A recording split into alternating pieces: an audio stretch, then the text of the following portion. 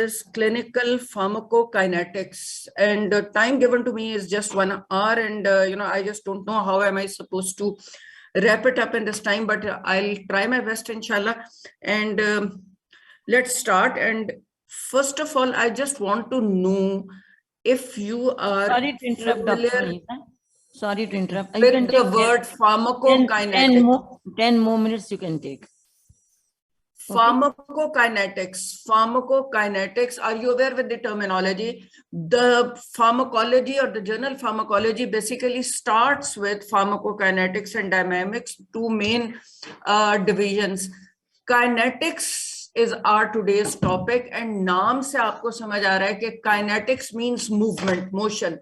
It is absorption, distribution, metabolism, and excretion. You just start thinking that you have taken a pill orally, and now what is going to happen to that pill?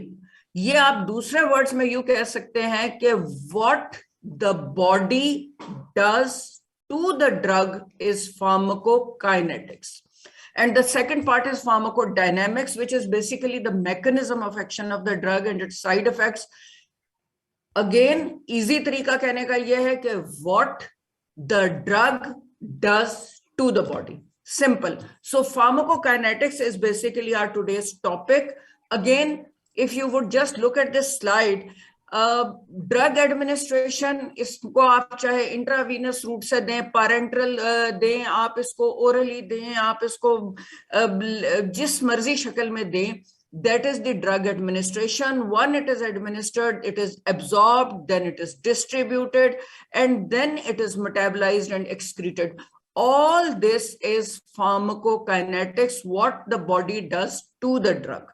And what the drug does to the body, that is pharmacodynamics, that is basically its mechanism of action and side effects.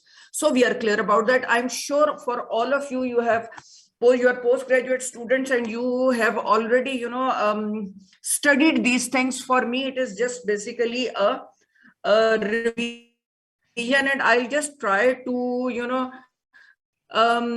emphasize the points which would be important clinically, and I would think, imagine बेटा करना शुरू करो, just start thinking. You have taken a drug, ठीक है? यहाँ पे अब दो चीजें important है for a drug to act. One is permeation and absorption. ये दो terminologies use होती हैं, permeation and absorption, right? Permeation basically क्या है? It is the movement of drug molecules into and within the biological environment. यानी blood में भी जब आ गई है तो वहां से भी जो उसकी मूवमेंट हो रही है, सारा कुछ हो रहा है, that is basically it's permeation. और एब्जॉर्प्शन क्या है? Transfer of drug from the site of administration into the blood stream. आपने गोली खाई है, गोली स्टमक में गई है, इंटेस्टाइन में गई है, वहां से वो एब्जॉर्ब होगी, सेल सरफेसेस को एब्जॉर्ब करेगी, उसके बाद ब्लड वेसल्स को, सरफेसेस को एब्जॉर्ब करेगी, enters into the plasma. All this is absorption. Basic principles of permeation and absorption सब जगह पे ऑलमोस्ट सेम है. ओके, अगर आप किसी ड्रग को इंट्रावीनस इंजेक्ट करते हैं तो फिर उसका एब्जॉर्प्शन का कोई इशू नहीं है. There is no issue of absorption. It directly enters into the circulation. उसके अलावा कोई भी रूट है, लेट्स से इनहेलेशनल रूट भी है, तो उसमें एब्जॉर्प्शन होगी. ठीक है, लेट्स मूव ऑन. अब एब्जॉर्प्शन का मैं I just go through this thing very rapidly कि अगर हम एब्जॉर्प्शन की बात करें, starting from your physiology, you very well know it कि एक पैसिव ट्रांसपोर्ट होती है. पैसिव ट्रांसपोर्ट में दो चीजें हैं, सिंपल पैसिव और डिफ्यूजन या filtration. Specialized active transport, facilitated diffusion, pinocytosis. इन सब का आपस में फर्क क्या है? You should be knowing that, and this is important. अब यहाँ पे एक चीज, एक टर्मिनोलॉजी जो है ना, हाँ बेटा क्या चाहिए? ओके, अच्छा बेटा, अब आप यहाँ पे देखें कि ये जो पैसिव ट्रांसपोर्ट है बेटा, इसकी बेसिक कैरेक्टरिस्टिक ये है कि ये कंसंट्रेशन ग्रेडियंट को फॉलो करता है और इसमें कोई कैरियर इस्तेमाल नहीं होता, इसमें कोई एनर्जी इस्तेमाल नहीं होती, बात खत्म. फिल्ट्रेशन की सिर्फ एक एग्जांपल है इन द होल बॉडी, और वो है किडनीज, ठीक है। ग्लोमेरुलर फिल्ट्रेशन जो है वो अंडर प्रेशर होती है, और ये एक ही एग्जांपल है। अब आगे आपकी जो स्पेशलाइज्ड ट्रांसपोर्ट है, एक्टिव ट्रांसपोर्ट का कैरेक्टरिस्टिक ये है, इसमें एनर्जी यूज होती है, ये अगेंस्ट द कंसंट्रेशन ग्रेडियंट भी जा सकता है, इसके अंदर कैरियर इन्वॉल्व्ड होते हैं, और जहां जहां कैरियर इन्वॉल्व्ड होते हैं वहां सैचुरेशन हो सकती है। This is what is specialised. इसके मुकाबले में अगर आप रिकॉल करें कि कुछ ड्रग्स ऐसी होती हैं जब एक्टिव ट्रांसपोर्ट हो रही होती है तो वो भी कैरियर के ऊपर चढ़ के बैठ जाते हैं, ये फैसिलिटेटेड डिफ्यूजन है। इसमें बेसिकली एनर्जी इन्वॉल्व नहीं होती, लेकिन इसमें कैरियर इन्वॉल्व होता है। These are all different ways by which a drug is absorbed. अच्छा, अब एब्सॉर्प्शन के अंदर मेन बात यह है बेटा कि तकरीबन majority of the drugs, most of the drugs, let's put it this way, कि मोस्ट ऑफ द ड्रग्स जो है ये एब्सॉर्ब होती हैं by simple passive diffusion, most of the drugs, ठीक है। और फिर then there are many drugs जो कि एक्टिव स्पेशलाइज्ड ट्रांसपोर्ट से भी होती हैं। फिल्ट्रेशन की हमने बात कर ली है। फिल्ट्रेशन जो किडनीज में होती है, यहाँ पे एक्वस चैनल्स हैं, और फिल्ट्रेशन की खसूसियत यह है कि इसमें से under pressure ionised and unionised दोनों तरह के पार्टिकल्स गुजर जाते हैं ग्लोमेरुलर फिल्ट्रेट में। Let's move on. ये चीज हमने पढ़ ली है, पैसिव डिफ्यूजन में कोई एनर्जी नहीं है और ये सैचुरेट नहीं होता, और ये कंसंट्रेशन ग्रेडियंट के अकॉर्डिंगली चलता है। यहां पे अब आपको मैं एक दो पॉइंट्स आपके जहन में बता दूं कि आपको पता रहे कि कौन सी ड्रग्स या कौन सी कंडीशंस हैं when a drug has better absorption और बेटर परमिएशन, ठीक है। ऑब्वियसली कंसंट्रेशन ग्रेडियंट, अगर कंसंट्रेशन ग्रेडियंट ज्यादा होगा, सिंपल डिफ्यूजन हो रही है, और डिफ्यूजन में हायर से लोअर इजिली जाएगा। Number 2 is solubility. वो ड्रग्स, सिंस के आपकी सारी सेल मेम्ब्रेन्स आर बायलिपिड, तो those drugs which are lipid soluble would have a better permeation, ठीक है, would have a better absorption as compared to दूसरे जो कि सिर्फ वाटर सॉल्युबल है। वाटर सॉल्युबल जो है वो ब्लड में आ जाएंगे तो फिर वो ब्लड से चले जाएंगे, लेकिन अदरवाइज मेम्ब्रेन्स को क्रॉस करने के लिए lipid solubility is a very important parameter. Then surface area. वो drugs, the larger the surface area, the better the absorption, right?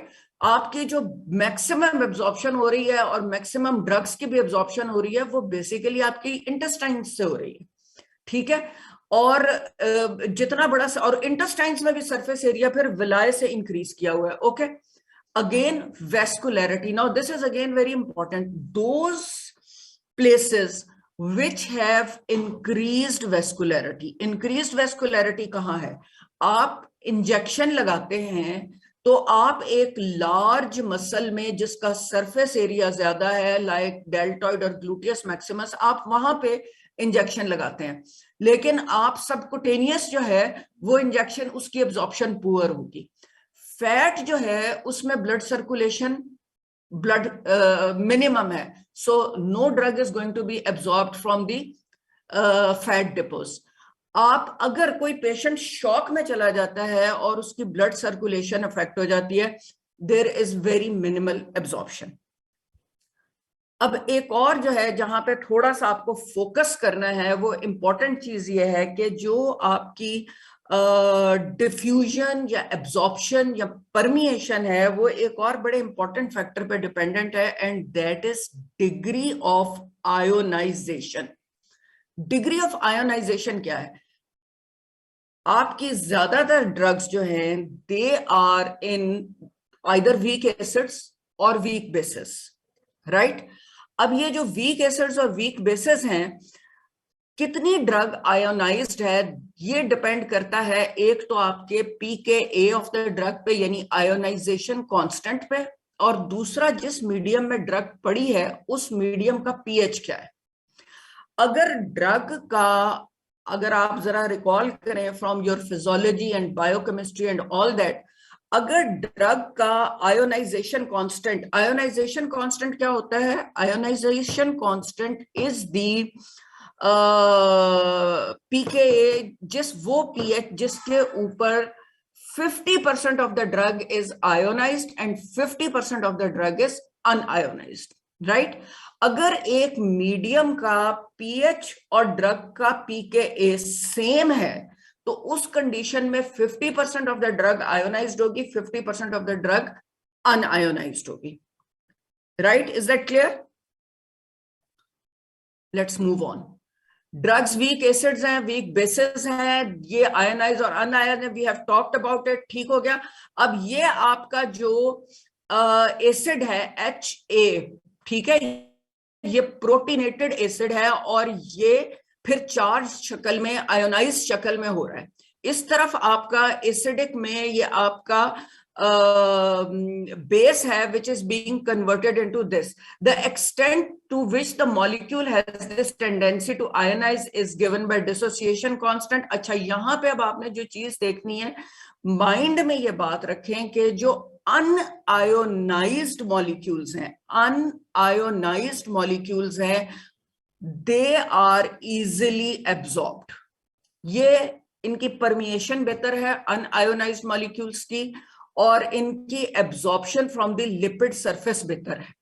Ionised की प्रॉब्लम ये है कि आयोनाइज्ड जो हैं वो और सब्सटेंसेस को साथ अट्रैक्ट कर लेते हैं, वो और चार्जेस को साथ अट्रैक्ट कर लेते हैं, वो मैक्रोमोलिकुलर हो जाते हैं, या उनका अपना चार्ज रिपेल करता है मेम्ब्रेन के चार्ज को। सो ये सारी चीजें मिलके उनकी एब्जॉर्प्शन को अफेक्ट करती हैं, while the unionised substances are better absorbed. अब यहां पर अगर आप ये देखो, if you would just look at this, कि जो ये आपका नीचे जो है ये पीएच माइनस पीकेए है, इस साइड के ऊपर आपकी percentage of the non ionised form है, ठीक है। अगर आप ये देखो कि ये जो रेड है दिस इज वीक एसिड और पीएच आपका कम है, it is on the lower side, that means it is acidic. तो एसिडिक पीएच में weak acid will be what? Unionized. Is that clear? Acidic pH में weak acid will be unionized और basic के अंदर आके वो मैक्सिमम जो है उसका नॉन आयोनाइज्ड कम हो जाएगा, आयोनाइज ज्यादा हो जाएगा। इसके मुकाबले में जो वीक बेस है वो एसिडिक मीडियम में आयोनाइज्ड होगा, मिनिमम नॉन आयोनाइज्ड होगा, मैक्सिमम आयोनाइज्ड होगा, और दूसरी तरफ जो है वो वीक बेसिक एनवायरनमेंट में मैक्सिमम वो नॉन आयोनाइज्ड होगा। अब ये आपको एक फिनोमिनन पता चल गया है, जो आपके पॉइंट ऑफ व्यू से बात इंपॉर्टेंट है वो ये है कि दिस इज अ फिनोमिनन कि अगर एसिडिक मीडियम होगा तो एसिडिक मीडियम में एसिडिक ड्रग जो है वो अनआयोनाइज्ड होगी। अगर बेसिक मीडियम होगा तो बेसिक मीडियम में बेसिक ड्रग अनआयोनाइज्ड होगी, right. If we move on from here, इसकी अब सिग्निफिकेंस क्या है? इसकी एक सिंपल प्लेन सिग्निफिकेंस ये है बेटा कि मुझे आप ये बताओ कि अगर आपकी एक बड़ी कॉमन एसिडिक ड्रग है सैलिसिलिक एसिड, सैलिसिलिक एसिड है, और आपका जो स्टमक का पीएच है वो एसिडिक है, right. So what do you expect कि ये जो स्टमक का पीएच है ये आपका यहां से यहां पे सैलिसिलिक एसिड की क्या सिचुएशन होगी? सैलिसिलिक एसिड एसिडिक पीएच में अनआयोनाइज्ड होगा। अनआयोनाइज्ड का मतलब यह है कि स्टमक से उसकी मैक्सिमम एब्जॉर्प्शन होगी, राइट। जब उसकी स्टमक से मैक्सिमम एब्जॉर्प्शन होगी तो अब आपको एज अ फिजिशियन ये बात पता है कि अगर आपने कोई एसिडिक ड्रग दी है तो वो एसिडिक ड्रग जो है वो एब्जॉर्ब कहां से होगी। अगर आपने कोई बेसिक ड्रग दी है तो वो कहां से एब्जॉर्ब होगी? वो इंटेस्टाइन से एब्जॉर्ब होगी। आपको टाइम पीरियड भी पता है कितनी देर में ड्रग स्टमक में पहुंचती है, कितनी देर में ड्रग जो है वो इंटेस्टाइन में पहुंचती है। अगर आपने एसिडिक ड्रग के साथ कोई एंटासिड दे दिया है, राइट, तो आप उसकी एब्जॉर्प्शन को अफेक्ट कर रहे हैं। ठीक हो गया। आप उसके पीएच को चेंज कर रहे हैं, स्टमक के पीएच को, तो अब आप उसकी एब्जॉर्प्शन को अफेक्ट कर रहे हैं। अच्छा, यहां पर एक पॉइंट और इंपॉर्टेंट है। वो पॉइंट बेटे ये इंपॉर्टेंट है कि अब आपके पास एक नॉलेज, एक टूल आ गया आपकी क्लिनिकल फार्माकोलॉजी के पॉइंट ऑफ व्यू से। ये है, और मैं एक्सपेक्ट करती हूं कि ये क्वेश्चन आपका एमसीक्यू या कहीं ना कहीं पे आपसे पूछा जाएगा कि अब आपको ये बात जब पता है तो आप इस नॉलेज को किस तरह यूटिलाइज कर सकते हो या अप्लाई कर सकते हो regarding the absorption of a drug and regarding the elimination of a drug. ठीक है, हमें ये पता है कि एसिडिक ड्रग एल्कलाइन मीडियम में आयोनाइज हो जाती है। ठीक है, सो अब अगर आपको किसी एसिडिक ड्रग की, किसी को ओवरडोजेज हो गई है और अब तुम चाहते हो कि इस ड्रग को एलिमिनेट करो बॉडी से, इसको जल्दी जल्दी निकालो, ठीक है, उसका क्या तरीका है? उसका तरीका यह है कि आप यूरिन का पीएच जो है उसको एल्कलाइन कर दो। जब यूरिन का पीएच एल्कलाइन कर दोगे, वो एसिडिक ड्रग ग्लोमेरुलर फिल्ट्रेट से, वो फिल्टर होके ग्लोमेरुलाई से जब ग्लोमेरुलर फिल्ट्रेट में आएगी और वहां पे पीएच एल्कलाइन होगा, तो वो ड्रग जो है वो आयोनाइज हो जाएगी। जो आयोनाइज ड्रग है वो रीएब्सॉर्ब नहीं हो सकेगी। So you will accelerate the renal elimination. Similarly अगर किसी वीक बेस की ओवरडोजेज हो गई है तो आप यूरिन को एसिडिफिकेशन कर दो। ठीक है, यूरिनरी पीएच को चेंज कर दो। आप यूरिन की नॉर्मली जो आप एसिडिफिकेशन करते हैं, अमोनियम क्लोराइड दें। अगर किसी वीक बेस की ओवरडोजेज हो गई है, आप यूरिन को एसिडिफाई करें बाय गिविंग अमोनियम क्लोराइड। और अगर यूरिन जो है किसी वीक एसिड की ओवरडोजेज हो गई है तो आप यूरिन को एल्कलाइन करें और आप लाइक सोडियम बाइकार्बोनेट, और उससे you will increase the excretion of the drug. Students, are you with me, guys? Can you understand this all concept? Yes, madam. Yes, ma'am. Yes, ma'am. But Yes, ma'am. because up till now, this is the point which is important, and this is clinically important. If you know this principle कि acidic drug acidic medium में un-ionised है, basic drug basic medium में un-ionised है, लेकिन acidic basic में आके ionise हो जाएगी। वंस इट इज आयोनाइज्ड तो फिर उसकी रीअब्जॉर्प्शन नहीं होगी या उसकी एब्जॉर्प्शन नहीं होगी। So you apply this principle for this, और इसी से रिलेटेड डिफरेंट तरीकों से आपको कोई ना कोई क्वेश्चन आएगा। Okay, so let's move on. अच्छा बेटा, ये वही है जो अभी मैंने आपको सारा कुछ बता दिया है। हेंडरसन हेजलबैच इक्वेशन है। Acidic group becomes less ionised, basic group, I have talked about this. Active transport में क्या हो रहा है ये आपको पता है। सेल मेम्ब्रेन से जा रहा है, needs energy, moves against the concentration gradient. Facilitated की भी बात हो गई है, यहां से कैरियर मीडिएटेड है, लेकिन ये अगेंस्ट द कंसंट्रेशन ग्रेडियंट नहीं जा सकता। कैरियर डिपेंडेंट है लेकिन not against, so it needs no energy. Pinocytosis भी आपको पता है कि इन्वेजिनेशन हो गई और वो ले लिया इसने।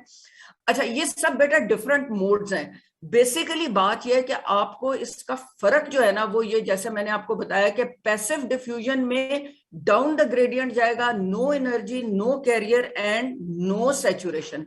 जहां पे कैरियर नहीं है वहां पे सैचुरेशन भी नहीं होगी, कंसंट्रेशन।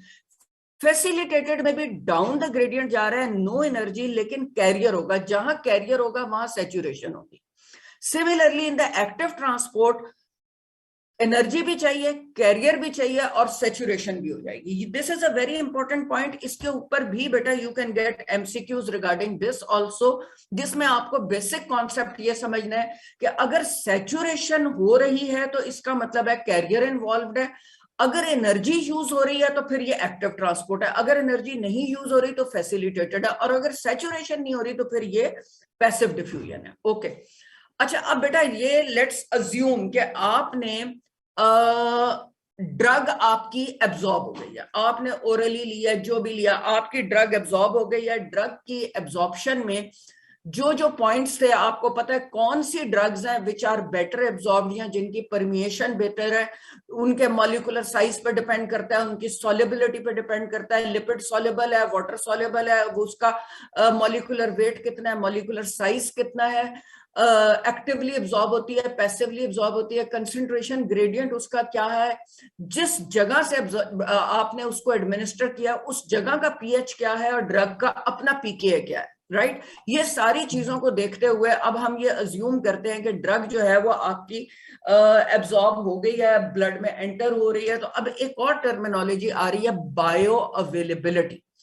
बायोअवेलेबल नाम से पता चल रहा है it is biological available. What is the fraction of the administered drug which gains access to the systemic circulation in a chemically unchanged form?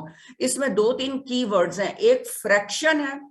आप कहते हैं what is the amount of the drug, it is not the amount of the drug, it is the fraction of the administered drug जो कि reach करती है chemically unchanged form में। आपने 2 milligram की गोली खिला दी है, दैट डज नॉट मीन कि वो 2 मिलीग्राम की पूरी 2 मिलीग्राम जो है वो आपकी उंगली पे जो इन्फेक्शन है वहां तक पहुंच जाएगी, that is not going to happen, right.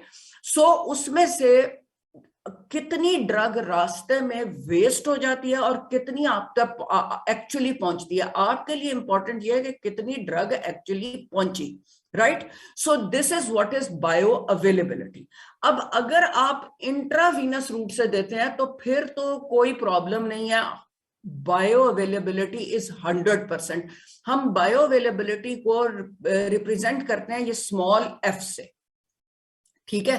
तो स्मॉल एफ जो है अगर ये 1 है दैट मीन्स के 100% बायो अवेलेबिलिटी है, ठीक हो गया। अगर फर्ज करो कि ये 0.8 है, ठीक है, तो इसका मतलब है कि 80% of the drug is available biologically, 20% रास्ते में कहीं इस्तेमाल हो गई है, 20% रास्ते में कहीं खर्च हो गई है, ठीक हो गया। तो आईवी रूट से बायो अवेलेबिलिटी 100% है। 100% के बाद इसके अलावा जिस रूट से भी आप देंगे उसमें bio availability will be less than 100%। Oral route में तो डेफिनेटली लेस देन 100%, क्योंकि जहां जहां से गुजरना है इसने वहां वहां पे अपना टैक्स दे के गुजरना है, ओके। अब फैक्टर्स क्या हैं जो कि आप क्योंकि आपका कंसर्न सिर्फ ये कि what is the fraction of the drug which is biologically available at the site, तो आपको पता होना चाहिए कि कौन कौन से फैक्टर्स हैं जो इस एक ड्रग की बायो अवेलेबिलिटी को डिक्रीज कर देते हैं। फायदा क्या भाई, अगर बहुत ही थोड़ी हो गई है, 0 हो गई है, तो फिर तो उसको ओरली देने का फायदा ही कोई नहीं है। एक तो अगेन वही फार्मास्यूटिकल फैक्टर्स हैं जिनकी हमने अभी पहले बात की, ड्रग की फॉर्मुलेशन क्या है, लिपिड सॉल्युबल है नहीं है, मॉलिक्यूलर वेट क्या है सर। उसके बाद आपने अगर ओरली दिया है तो फैक्टर्स रिलेटेड टू जीआईटी क्या है, ठीक है। फैक्टर्स रिलेटेड टू जीआईटी के अंदर अगेन आपका जो इंपॉर्टेंट चीज है कि आपका जो जीआईटी है, फर्ज करो कि इंटेस्टाइन से एब्जॉर्ब होती है और इंटेस्टाइन को डायरिया हुआ है, ठीक है, तो टाइम ऑफ कांटेक्ट तो बहुत थोड़ा हो गया और डायरिया हुआ है, पेरिस्टाल्टिक मूवमेंट्स रैपिडली हो रही हैं, तो वो तो एक्सक्रीट आउट हो जाएगी, ठीक है, बायो अवेलेबिलिटी पुअर हो जाएगी, right. Blood flow to the, आपने टीका लगाया है intramuscular and blood flow to the deltoid जो है, पेशेंट शॉक में है तो ड्रग तो एब्जॉर्ब नहीं होगी, बायो अवेलेबिलिटी मिनिमम हो जाएगी। पेशेंट शॉक में आपने उसको गोली खिला दी है, वहां से तो एब्जॉर्ब नहीं। So all the factors related to GIT जो बिल्कुल कॉमन सेंस से रिलेटेड बातें हैं, ये भी बायो अवेलेबिलिटी को अफेक्ट करती हैं। मगर अब एक तीसरी चीज which is most important is the first pass effect. What is first pass effect? बेटा आप लोगों को पता है what is first pass effect? Yes और नो में जरा जवाब दे दो। Yes, ma'am. Yes, ma'am. Yes, ma'am. So you are clear about that? Yes, ma'am. Okay, तो फिर मुझे ये बताओ बेटा कि फर्स्ट पास इफेक्ट की सिग्निफिकेंस क्या है? मैम अवेलेबिलिटी डिसाइड करती है। ओके, सो फिर आप क्या करेंगे? Availability, don't say availability, say bioavailability decide. Bioavailability, जी मैम। ओके ओके ओके, तो अगर किसी ड्रग का फर्स्ट पास इफेक्ट बहुत ज्यादा है, what is going to happen? Ma'am फिर हमें बायो अवेलेबिलिटी कम मिलेगी, उसके हमें रिजल्ट्स कम मिलेंगे। ओके, फिर उस सूरत में आप क्या करेंगे? Ma'am route of administration change करेंगे या तो। या ड्रग चेंज करेंगे? Very good, very good. Basic चीज ये है कि फिर उस सूरत में आप रूट ऑफ एडमिनिस्ट्रेशन चेंज करेंगे, नंबर एक, या फिर आप dose of the drug increase करेंगे। डोज ऑफ द ड्रग आप एक हद तक इंक्रीज कर सकते हैं कि जब तक साइड इफेक्ट्स ना आने शुरू हो जाएं, ठीक है ना। तो एक सर्टेन लिमिट के बाद आप dose of the drug increase नहीं कर सकते। सो अगर फिर भी बायोअवेलेबिलिटी थोड़ी है तो फिर आपको रूट ऑफ एडमिनिस्ट्रेशन चेंज करना पड़ेगा। अच्छा ये बेटे मुझे बता दो कि ये जो फर्स्ट पास इफेक्ट है, ये इससे बायोअवेलेबिलिटी डिक्रीज क्यों होती है, होता क्या है, what happens to the drug? Ma'am liver जो है ड्रग को मेटाबोलाइज करता है, उसके जो टॉक्सिक इफेक्ट है उसको वो करता है डिक्रीज। तो फिर हमें अच्छा जो अच्छा, ठहरो ठहरो ठहरो ठहरो ठहरो ठहरो, मेरी जान यहाँ बस एक कॉन्सेप्ट क्लियर कर लो। जो मैं एक्सपेक्ट कर रही थी कि आप जो कहोगे, आपने बिल्कुल वही कहा है, कुछ आपको बिल्कुल सही आता है, and some of the concepts need to be cleared. आप अगर अपने एक्सटर्नल को ये कहोगे या ड्यूरिंग द वाइवा ये कहोगे या लिखोगे ये या समझोगे ये, बेसिकली तो ड्रग, लिवर हर ड्रग को at the end of the day metabolise करता है। जी मैम, So, डिटॉक्सिफिकेशन। तो टॉक्सिसिटी का भी इस बात से, हर ड्रग को जब मेटाबलाइज किया जाता है तो आपका एम यही होता है कि इसको मेटाबलाइज करें ताकि इसके ये वाटर सॉल्युबल हो जाए और एक्सक्रीट आउट हो जाए और नॉन टॉक्सिक हो। सो मकसद उसका ये वो मेटाबॉलिज्म नहीं है।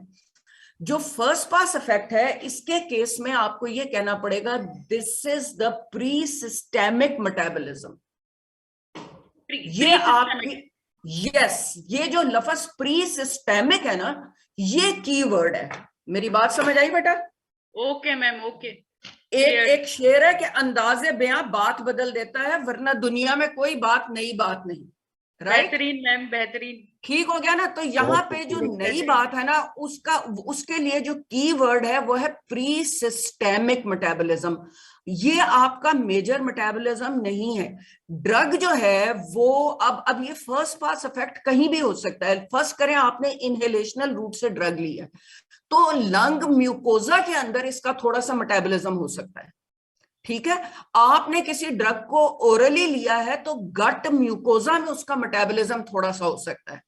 और जो मेन चीज जहां पे प्री सिस्टेमिक मेटाबॉलिज्म होता है वो ये होता है कि पोर्टल सर्कुलेशन में से ड्रग एब्जॉर्ब होती है, पहले वो लिवर में जाती है, लिवर में वो मेटाबोलाइज होती है, उसके बाद जो बच जाती है वो सिस्टेमिक सर्कुलेशन में एंटर होती है, वो अपना एक्शन परफॉर्म करती है, डिस्ट्रीब्यूट होती है और फिर दोबारा लिवर में आती है और फिर फाइनली मेटाबोलाइज होती है।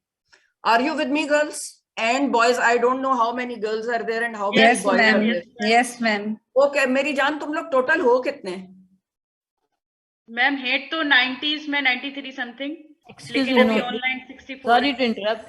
There are Okay, 102 लेकिन participants, 102 participants. लेकिन अभी इस वक्त जो है they are 64.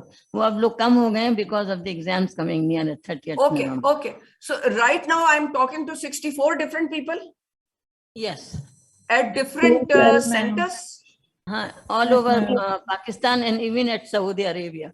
ओके पर राइट नाउ मुझे बस यूं लग रहा है जैसे मैं दो तीन Sabhat, बच्चों से ही बात कर रही हूँ, क्योंकि मुझे आंसर्स या वो जो है ना वो दो ज्यादा तीन जगह लोग से नहीं आ हैं, रहे। वो हमेशा रोज ये हो रहा है. Okay, I hope they are awake and they are not sleeping. Okay, Excuse so me, right now आपके कराची one सेंटर में, candidate is Dr. Sabahat from United Kingdom. Okay okay, अच्छा I'm जी, sorry, not अब United Arabia, Saudi okay Arabia. Okay okay okay, welcome to everybody and आप मुझे भी welcome कर सकते हैं। This is my first time interacting with you people and I hope कि मैं I am being able to communicate to you. भाई yes तो कह दो। Yes ma'am, yes ma'am. Okay, ma'am अच्छा चलो जी आगे चलते हैं। अब ये जो फर्स्ट पास इफेक्ट है बेटा, ये मेन जो है ये आपका प्री सिस्टेमिक मेटाबॉलिज्म है।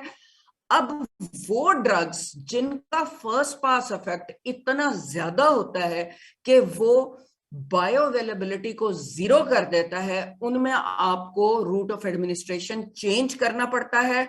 इसकी टिपिकल एग्जांपल दो ड्रग्स हैं, आप मुझे बता दो कौन सी दो ड्रग्स हैं? नाइट्रोग्लिसरीन। यस, एंड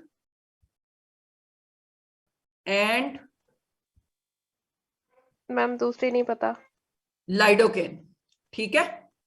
ये आपके, अगर ये बेटा मैं इसको बस अब स्कैन जल्दी जल्दी कर रही हूँ, जैसे कि गट वॉल में आप लीवोडोपा दो वो मेटाबोलाइज हो जाता है, और ये प्री सिस्टेमिक मेटाबॉलिज्म जो है ना, इसका लफ्ज ये याद रखना, it is pre systemic metabolism, that is the metabolism of the drug that occurs en route from gut lumen to the systemic circulation. ठीक हो गया। ये जैसे आईवी तो डायरेक्ट आपका आ जाएगा, और अगर आपने ये टैबलेट दिया तो टैबलेट पहले लिवर में जाएगी, फिर उसके बाद आगे जाएगी।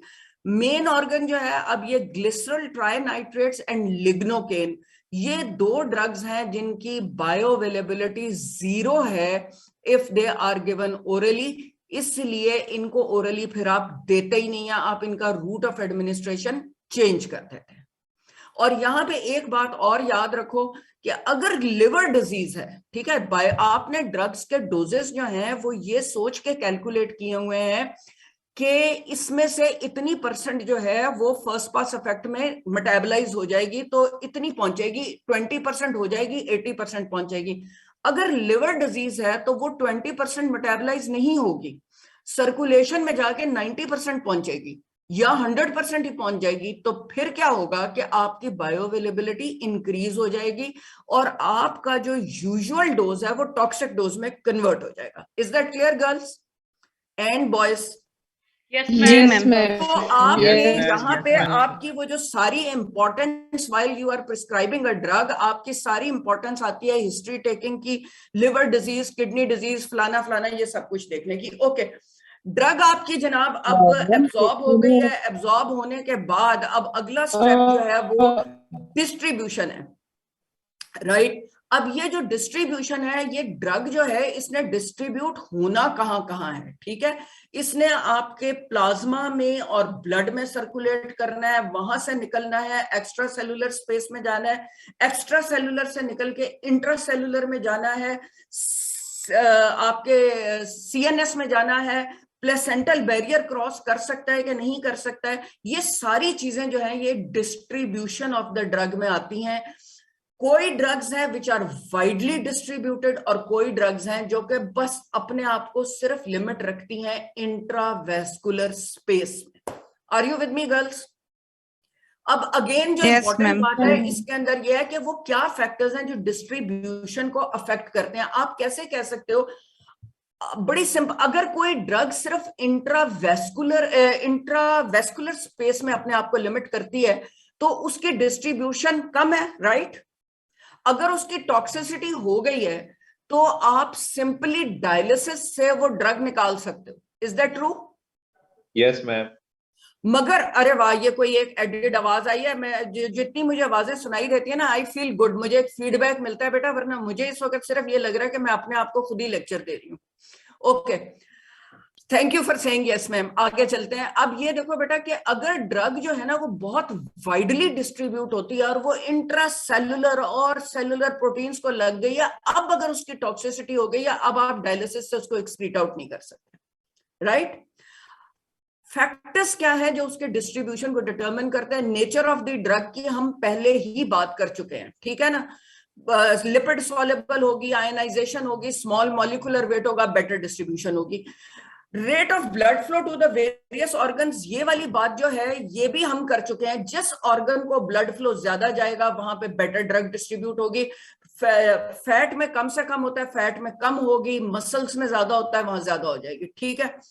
कुछ ड्रग्स होती हैं जिनके अंदर एक स्पेसिफिक टेंडेंसी होती है कि वो एक स्पेसिफिक एरिया में जाकर ही उनकी कॉन्सेंट्रेटेड बाइंडिंग होती है, जिसकी एक टिपिकल एग्जांपल है कैल्शियम। आप कैल्शियम देंगे, उसकी जाके बोन्स में और टीथ में डिपोजिशन होगी, ठीक है? तो ये एक उनकी सेलुलर बाइंडिंग की एक अपनी कैरेक्टरिस्टिक है, ठीक है? क्लोरोक्विन है, उसने जाकर पीछे आई में डिपॉजिट हो जाना है, वो उसकी एक अपनी स्पेसिफिसिटी है। उसके बाद कुछ ड्रग्स हैं जो दो आपकी बॉडी में स्पेशल बैरियर्स हैं, blood brain barrier and placenta, we will talk about it.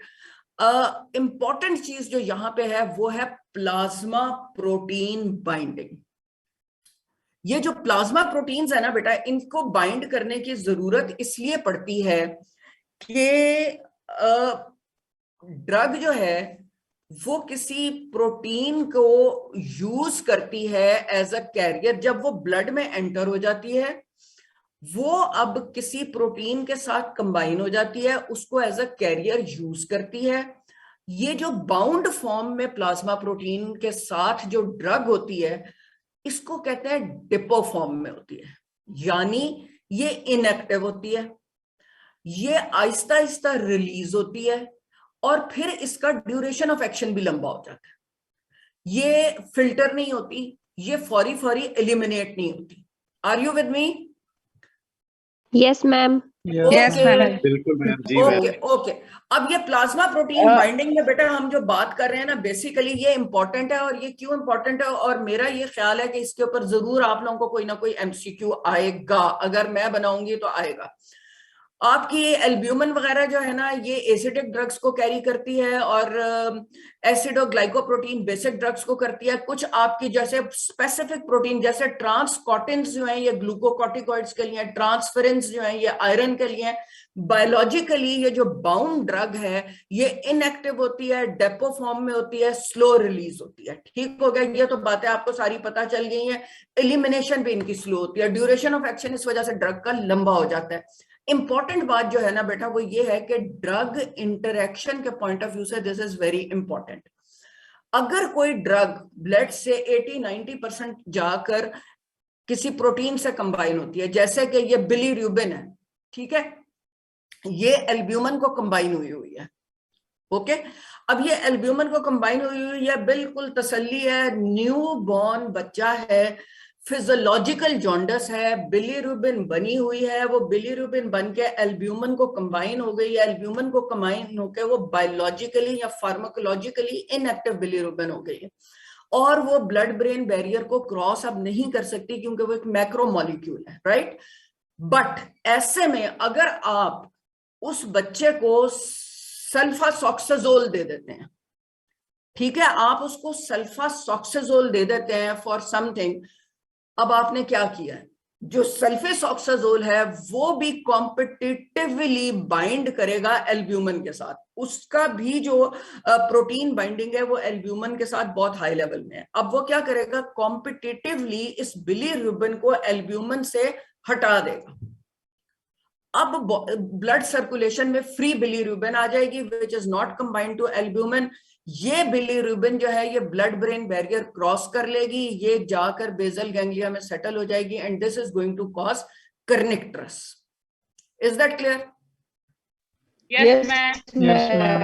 ये knowing this concept of plasma protein binding जो है बेटा, ये है कि अभी मेरा अगला लेक्चर जो है वो रैशनल ड्रग प्रिस्क्रिप्शन है, कि इससे ड्रग, वो ड्रग्स जिनकी बड़ी हाई प्लाज्मा प्रोटीन बाइंडिंग्स हैं, उनके फिर ड्रग इंटरेक्शंस होने के भी उतने ही चांसेस हैं। आपने दो ऐसी drugs which have a very strong affinity for the plasma protein, वो जब इकट्ठी दोगे तो उनमें से कोई एक डिसलॉज हो जाएगी, और वो डिसलॉज होके फ्री हो जाएगी, और जब वो फ्री हो जाएगी तो उसका टॉक्सिक इफेक्ट्स आने शुरू हो जाएंगे। So you have to keep in mind, ठीक है। ये एग्जाम्पल बड़ी कॉमन है, ये एमसीक्यूज में आ सकती है, किसी भी शक्ल में इसको बनाया जा सकता है। यू कैन अंडरस्टैंड, एक न्यूबॉर्न बच्चा है और फिजियोलॉजिकल जॉन्डस है, और उसको कोई दवाई दी है और उसका कर्निक्टरस हो गया एंड थिंग्स लाइक दैट। इसी तरह से मिसाल के तौर पे वॉरफरिन है। वॉरफरिन भी एक ऐसी ड्रग है बेटा जिस पे बहुत से क्वेश्चंस आ सकते हैं। ये भी स्ट्रांगली एक प्लाज्मा प्रोटीन को कंबाइन करती है। वॉरफरिन क्या है, what is it? What is warfarin? Anticoagulant है। ओके, अब आपने एक पेशेंट को वॉरफरिन की एक डोज दी हुई है, वो वॉरफरिन की वो डोज लेके, वो अपनी गोलियां लेके वो गया हुआ है, वो अपने गांव में है, वो रोज की वो गोली खा रहा है, वो डोज खा रहा है। मीनवाइल उसको कोई प्रॉब्लम होती है, वो एक जीपी के पास जाता है, वो उससे कोई हिस्ट्री नहीं लेता, कुछ नहीं पूछता कि तुम और क्या खा रहे हो, वो उसको फिनाइल ब्यूटाजोन बता देता है। अब ये फिनाइल ब्यूटाजोन जो है ये कॉम्पिटिटिवली उसको हटाएगी, इसकी भी बाइंडिंग होती है टू दी प्लाज्मा प्रोटीन, और वहां से वो डिसलॉज करेगी वॉरफरिन को। अब वो वॉरफरिन का लेवल जो कि बॉडी के लिए थेराप्यूटिक था, वो अब जब फ्री वॉरफरिन इंक्रीज होगी तो this will become toxic and the person can have haemorrhage or the person can bleed. Are you with me girls? Yes, ma'am. Yes, Okay. ma'am. चलो जी ठीक हो गया। ये हमने ब्लड फ्लो, सेलुलर बाइंडिंग, ये बातें हमने सारी कर ली हैं। और जो आपके दो मेन जो बैरियर्स हैं बॉडी में, एक सीएनएस है और एक आपका प्लेसेंटल बैरियर है, इनके अंदर भी अगेन वही बातें हैं कि जो लिपिड सॉल्युबल ड्रग होगी, अनआयनाइज्ड ड्रग होगी, स्मॉल ड्रग होगी, मॉलिक्यूलर वेट कम होगा, वो प्लेसेंटल बैरियर क्रॉस कर जाएगी, वो आपका सीएनएस में भी चली जाएगी। ठीक है। अगर एक वुमेन प्रेग्नेंट है तो आपने ये देखना है कि इसको मैंने कोई ऐसी दवाई देनी है जो मैक्रोमोलिकुलर हो, जो क्या कहते हैं, जो प्लेसेंटल बैरियर को क्रॉस ना करे। ठीक है। और फॉर इंस्टेंस अगर आप देते हैं थायराइड स्टॉर्म में आप मेथिमजोल देते हैं नॉर्मली, ठीक है, लेकिन प्रेग्नेंट वुमेन को आप प्रोपाइल थायोयूरेसिल देंगे। क्यों? क्योंकि प्रोपाइल थायोयूरेसिल जो है वो मैक्रोमोलिकुलर है, वो प्लेसेंटल बैरियर को क्रॉस नहीं करेगा। ठीक हो गया? ओके। अच्छा जी, अब आपकी ड्रग जो है वो डिस्ट्रीब्यूट हो गई है। डिस्ट्रीब्यूट होने के बाद दो बड़े बेसिक फिनोमिनन्स हैं, एक है आपका फर्स्ट ऑर्डर काइनेटिक्स और एक है आपका जीरो ऑर्डर काइनेटिक्स। ठीक हो गया? Are you familiar with these two terms बेटा? No, ma'am. Girls No, familiar ma'am. हो फर्स्ट? नो? No. अच्छा बेटा, अब ये बहुत इंपॉर्टेंट है, first order kinetics and zero order kinetics. ये जो लफ्ज है ये हर चीज के लिए, एब्जॉर्प्शन के लिए भी अप्लाई होता है, मेटाबॉलिज्म के लिए भी अप्लाई होता है और एक्सक्रीशन के लिए भी अप्लाई होता है। ठीक है। अगर आपकी एब्जॉर्प्शन, ड्रग की एब्जॉर्प्शन या उसकी मेटाबॉलिज्म या उसकी excretion directly proportional to the concentration of the drug है, ठीक है, यानी कि a constant fraction of a drug is metabolized or eliminated in a unit time, तो इसको कहते हैं फर्स्ट ऑर्डर काइनेटिक्स। इसका क्या मतलब है? मुझे ये बताओ कि अगर फर्ज करो कि एक ड्रग है वो आपने दी 100 मिलीग्राम और वो 50 मिलीग्राम जो है एब्जॉर्ब हो गई, आपने उसको 200 मिलीग्राम कर दिया तो 100 मिलीग्राम एब्जॉर्ब हो गई, आपने उसको 300 कर दिया तो वो 150 हो गई। इसका क्या मतलब है? ये कौन सी उसको फॉलो कर रहा है काइनेटिक्स? ये मैम डिफ्यूजन, ये डिफ्यूजन का फर्स्ट ऑर्डर है ये। फर्स्ट ऑर्डर, बिल्कुल ठीक है। दोनों बातें आपकी जो है ना, ये diffusion and first order. First order इसलिए हुआ कि आपने नोट किया कि constant fraction of the drug absorb हो रहा है, आप ड्रग की कंसंट्रेशन इंक्रीज कर रहे हैं, उधर से amount of drug absorbed increase हो रही है, so it is constant fraction. एक बात। दूसरी बात यह है कि प्रोबेबली ये सिंपल डिफ्यूजन हो रही है इसलिए कि ये कंसंट्रेशन ग्रेडियंट को फॉलो कर रहा है और इसके अंदर कोई कैरियर इन्वॉल्व्ड नहीं है, जो कि अगर होता तो फिर थोड़ी देर में सैचुरेशन हो जाती। Are you with me, girls and boys? Yes ma'am, Yes, yes ma'am. Ma'am, तो इस वजह से जो इस तरह की, इसी तरह जब एलिमिनेशन हो रही है किसी चीज की या मेटाबॉलिज्म हो रही है किसी चीज की, लेट्स से कि मेटाबॉलिज्म में आप जितना ज्यादा ड्रग का डोज इंक्रीज करते हैं वो उतना रैपिडली एब्जॉर्ब मेटाबोलाइज होती है, तो आप इसको कहेंगे कि ये फर्स्ट ऑर्डर मेटाबॉलिज्म हो रही है, राइट? आप ये एक्सपेक्ट कर सकते हैं कि जी अगर अभी दवाई 4 मिलीग्राम है तो ये 1 घंटे में 50% मेटाबोलाइज हो जाएगी। अगर आपने दवाई को 8 कर दिया है तो आपको फिर भी पता है कि ये 1 घंटे में 8 की 4 हो जाएगी। Are you with me? उसको Yes, वो ma'am. फॉलो। Yes, तो ये ma'am. हो गया आपका फर्स्ट ऑर्डर काइनेटिक्स। इसके मुकाबले में जो दूसरी चीज है वो है जीरो ऑर्डर काइनेटिक्स। इसके अंदर क्या है? Rate of reaction is not proportional to the dose, ठीक है? इसके अंदर constant amount of the drug is metabolized और एब्जॉर्ब्ड और eliminated in a unit time. ठीक है, इसके अंदर सैचुरेशन काइनेटिक्स हो जाती है। अगर एक ड्रग है वो एक्टिवली एब्जॉर्ब हो रही है, उसमें आगे कैरियर ही 2 हैं, ठीक है, या लेट से 4 कैरियर है, आपने पहले दिया 1 मिलीग्राम, वो एक कैरियर के ऊपर चली गई, एब्जॉर्ब हो गई। आपने 2 मिलीग्राम दिए, वो 2 कैरियर्स यूज कर लिया, एब्जॉर्ब हो गई। यहां तक ये कौन सी काइनेटिक्स फॉलो कर रही है? First order. First order. First order, जबरदस्त। 3 दिए, 3 एब्जॉर्ब हो गए, फर्स्ट ऑर्डर। 4 दिए, 4 एब्जॉर्ब हो गए, फर्स्ट ऑर्डर। 5 दिए आपने, अब वो 4 ही एब्जॉर्ब होंगे। 6 दिए तो भी 4 ही एब्जॉर्ब होंगे। आप 50 कर दें तो भी 4 ही एब्जॉर्ब होंगे, क्योंकि कैरियर ही आगे 4 हैं, वो सैचुरेट हो गए। Are you with me girls? So initial Yes, ma'am. Amount में ये इसने फॉलो किया था first order kinetics in low doses, लेकिन जब वो हाई डोजेस हो गए और ज्यादा डोजेस आपने कर दी, उसका डोज बढ़ गया, तो फिर अब फाइनली जो है वो जीरो ऑर्डर प्रोसेसेस के ऊपर आ गया। और ये बात प्रूव कर रहा है कि ये बेसिकली इसकी सैचुरेशन हो गई है, और ये बेसिकली किसी कैरियर के ऊपर डिपेंडेंट था या किसी एंजाइम के ऊपर डिपेंडेंट था, वो एंजाइम अब सैचुरेट हो गया है। बहुत सारी ड्रग्स जो हैं वो लो डोजेस में they follow first order kinetics, but at higher doses they follow zero order kinetics. इसकी एक एग्जांपल एस्प्रिन है, एक एग्जांपल इसकी फेनेटोइन है, और एक एग्जांपल इसकी अल्कोहल है। ठीक है, ये लो डोजेस में फर्स्ट ऑर्डर काइनेटिक्स फॉलो करती हैं और हाई डोजेस में जीरो ऑर्डर काइनेटिक्स फॉलो करती हैं। जो ड्रग जो है ना, जो फर्स्ट ऑर्डर काइनेटिक फॉलो करती है, उसके लेवल्स चूंकि प्रिडिक्टेबल हैं, इसलिए उसी के ऊपर आप ये कर सकते हो कि उसका प्लाज्मा हाफ लाइफ भी आप कांस्टेंट है और प्रिडिक्टेबल है। Are you with me girls?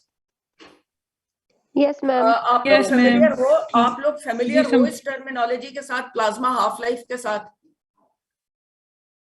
Ma'am please इसको फेमिलियर तो है लेकिन प्लाज्मा मुझे first of all hold on, first of all just tell me कि तुम लोग फेमिलियर हो प्लाज्मा हाफ लाइफ के साथ? What is plasma half life?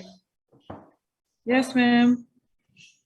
देखो, प्लाज्मा हाफ लाइफ जो है basically it is the time taken for the elimination of a drug to half of its original value.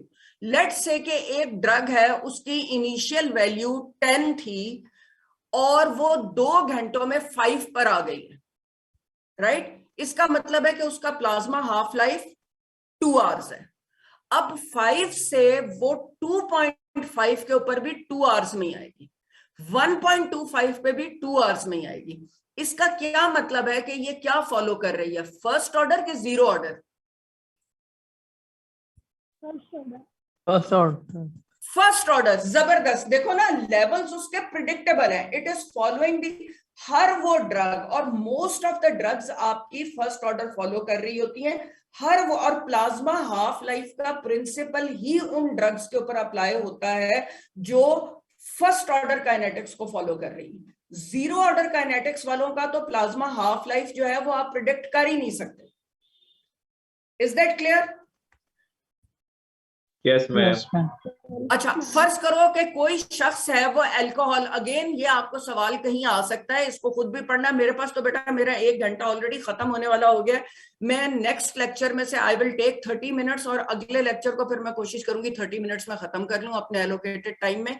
फर्ज करो अल्कोहल है, ठीक है, अल्कोहल का अगर blood concentration is less than 10 milligram per decilitre, किसी शख्स ने रात को 8, 9, 10 बजे थोड़ी सी पी है, तो उसका metabolism will follow plasma half life, और प्लाज्मा हाफ लाइफ है उसका 1 आवर। यानी उसने अगर लेट से कि रात के 11 बजे या 12 बजे भी थोड़ी सी पी है कि blood level 10 milligram per decilitre से ऊपर नहीं गया, ठीक है, तो 1 घंटे में वो 10 से 5 हो जाएगा, 2 में 5 से 2.5 हो जाएगा, 3 में वो 2.5 से 1.25 हो जाएगा, और इस तरह करके 3, 4, 5 घंटों में वो ब्लड से बिल्कुल एक्सक्रीट हो जाएगा। सुबह जब वो बंदा गाड़ी चलाएगा उसके ब्लड लेवल्स ठीक हो गए। उसके मुकाबले में एक शख्स ने रात को बहुत ज्यादा पी लिया है, ठीक है। अगर उसने बहुत ज्यादा पी लिया तो अब उसका जो मेटाबॉलिज्म है वो जीरो ऑर्डर काइनेटिक्स को फॉलो करेगा इतने हाई लेवल पे, क्योंकि अब उसके एंजाइम सैचुरेट हो गए हैं। वो मैक्सिमम जो कर सकते हैं ना वो ये कर सकते हैं कि 10 ml पर आवर मेटाबोलाइज करें। Are you with me girls and boys? अब वो 10 ml पर आवर मेटाबोलाइज कर सकते हैं। इसका मतलब ये है कि अगर किसी के ब्लड में 150 ml रात को 12 बजे था, तो 10 घंटों में 80 ml जो है ना, या 8 घंटों में, रात को 12 बजे था, सुबह 8 बजे तक 80 ml मेटाबोलाइज हो गया। 70 ml स्टिल ब्लड में अभी मौजूद है, और वो 70 ml जो है ना वो लेवल बनता है 120 मिलीग्राम पर डेसीलीटर। कितना हाई लेवल है? Legal limit to drive the car is 80 milligram per decilitre. Are you with me? Yes, ma'am. Ma'am इसका मतलब साइड थोड़ा सा पिया था तो फर्स्ट ऑर्डर काइनेटिक्स से मेटाबोलाइज हो गया, और हाफ लाइफ 1 आवर थी, 4-5 घंटों में एक्सक्रीट आउट हो गया, बात खत्म। बिलो 10 मिलीग्राम पर डेसीलीटर के ऊपर ये आएगा, ठीक है। लेकिन और ड्राइविंग आपकी जो है वो 80 मिलीग्राम पर डेसीलीटर से ऊपर अगर हो गई तो फिर लीगल लिमिट क्रॉस हो गई है। अगर बहुत ज्यादा पी लिया तो अब तो रात भर में सिर्फ per hour 10 millilitre constant amount metabolize हो रहा है। यहां पे अब जब ज्यादा पी लिया तो कांस्टेंट अमाउंट हो रहा है, थोड़े में कांस्टेंट फ्रैक्शन हो रहा था। Are you clear girls and boys? Yes, चलो ma'am. बेटा इसको पढ़ लेना, ये इंपॉर्टेंट है। अच्छा, अब आ गया आपकी एक और terminology, volume of distribution. Volume of distribution क्या चीज है? नाम से देखो, ड्रग तुमने ले ली है, आपकी वो एब्जॉर्ब हो गई है, चाहे वो फर्स्ट ऑर्डर से हुई है, सेकंड से हुई है, अब वो ब्लड में, अब उसने जाना किधर किधर है, डिस्ट्रीब्यूट किधर किधर होना है, ठीक है। वो ड्रग, कॉमन सेंस की बात है, जो सिर्फ इंट्रावेस्कुलर स्पेस में रहेगी, वो उसका वॉल्यूम ऑफ डिस्ट्रीब्यूशन स्मॉल होगा। वो ड्रग जो एक्स्ट्रा सेलुलर, इंट्रासेलुलर में चली गई है, एक्स्ट्रा वेस्कुलर, इंट्रासेलुलर, उसका वॉल्यूम ऑफ डिस्ट्रीब्यूशन ज्यादा होगा। आप करते ये हैं कि आप एक थोड़ा सा अमाउंट ऑफ ए ड्रग जो है ना, लेट्स से कि आप एक ठहरो मैं तुम्हें बताऊं कि ये देखो, आपने एक थोड़ा सा अमाउंट जो है ना वो इंजेक्ट कर दिया है ब्लड के अंदर, ठीक है। ब्लड के अंदर आपने इंजेक्ट कर दिया है। अब आपने क्या किया है कि लेट्स से कि आपने 1000 मिलीग्राम जो है ना वो ब्लड में इंजेक्ट कर दिया, ठीक है। 1000 मिलीग्राम ब्लड में इंजेक्ट कर दिया। आप थोड़ी देर के लिए वेट करें कि आप ये अज्यूम करते हैं कि वो पूरी बॉडी में ठीक से डिस्ट्रीब्यूट हो जाए। उसके बाद आप उसमें से ब्लड थोड़ा सा लेते हैं और एनालाइज करते हैं। आप देखते हैं कि प्लाज्मा ड्रग कंसंट्रेशन है 50 मिलीग्राम, ठीक है। 50 मिलीग्राम है, तो अब आपका वॉल्यूम ऑफ डिस्ट्रीब्यूशन निकलेगा जो total amount of the drug injected divided by the plasma concentration of the drug. Are you with me? Yes, जी ma'am. मैम। Yes, ma'am. हाय अल्लाह, बड़ी मरी हुई। यस मैम, आइए। Volume Yes, of distribution is amount of the drug in the body divided by the concentration in the plasma. आपने 1000 milligram दिया है, उसके बाद आप अज्यूम करते हैं कि पूरी बॉडी में यूनिफॉर्मली अब ये डिस्ट्रीब्यूट हो गई, या आप प्लाज्मा में से लेते हैं। अगर प्लाज्मा कंसंट्रेशन जो है वो निकलती है, 1000 मिलीग्राम दिया था, 5 मिलीग्राम निकलती है, इसका क्या मतलब है कि कहां चली गई सारी ड्रग? दूसरे कंपार्टमेंट में दूसरे कंपार्टमेंट्स में चली गई है। जितनी कम, जितनी छोटी आपकी प्लाज्मा कंसंट्रेशन निकलेगी, उतना बड़ा इसका वॉल्यूम ऑफ डिस्ट्रीब्यूशन है, दूसरे कंपार्टमेंट्स में चली गई है। और जितनी ज्यादा होगी उसका मतलब है कि वो इंट्रावेस्कुलर है। और ये आप निकालते हैं अमाउंट ऑफ द ड्रग जो आपने इंजेक्ट किया है divided by the concentration in the blood और प्लाज्मा। ये इसका फॉर्मूला है। अगर आपको कोई एमसीक्यू आ जाए तो this is how you are going to find out. जैसे यहाँ पे ये निकाला हुआ है 1000 मिलीग्राम दी थी और कंसंट्रेशन 50 निकली है, आप इसको डिवाइड करें तो 20 लीटर्स आपकी वॉल्यूम ऑफ डिस्ट्रीब्यूशन आ जाती है। यहाँ पे एक क्वेश्चन पूछा जाता है अक्सर, और वो ये पूछा जाता है कि वॉल्यूम ऑफ डिस्ट्रीब्यूशन सैलिसिलेट्स का है 10 लीटर, आइसोनाइजेट का है 42 लीटर्स, डिजॉक्सिन का है 600 लीटर्स। ये 600 लीटर्स कैसे हो गया? बॉडी में तो 600 लीटर फ्लूइड ही नहीं है, बॉडी में तो मैक्सिमम फ्लूइड 40 to 42 लीटर्स है, ये 600 कैसे हो गया? बता सकता है बेटा कोई? एनीबडी?